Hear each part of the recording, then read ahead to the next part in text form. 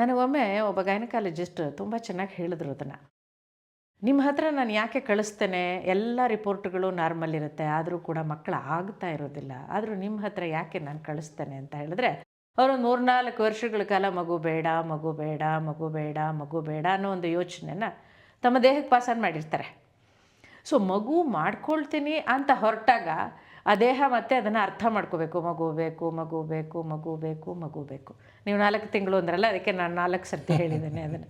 So ಈ ತರಹದ್ದು ಒಂದು ಯೋಚನೆ ದೇಹ ಮನಸ್ಸು ಎರಡೂ ಹೊಕ್ಕೊಳ್ಳೋಕ್ಕೆ ಆ ಟೈಮ್ ಬೇಕು, ಮತ್ತು ಅದಕ್ಕೊಂದು ಸಿದ್ಧತೆ ಬೇಕು. ಎರಡನೇದಾಗಿ ನನಗೆ ತುಂಬ ಪ್ರಮುಖವಾಗಿ ಕಾಣಿಸೋದು ಇದರಲ್ಲಿ ಏನು ಅಂತ ಹೇಳಿದ್ರೆ, ತುಂಬ ಪ್ರಕೃತಿ ಸಹಜವಾಗಿ ಆಗುವಂತಹ ತಾಯ್ತನ ಅಥವಾ ಪೇರೆಂಟಿಂಗನ್ನು ಇಷ್ಟು ಒತ್ತಡದ ಜೊತೆಗೆ ಯಾಕೆ ತಗೊಳ್ತಾ ಇದ್ದಾರೆ, ಅದನ್ನು ಎಂಜಾಯ್ ಮಾಡ್ತಾ ಇಲ್ಲ.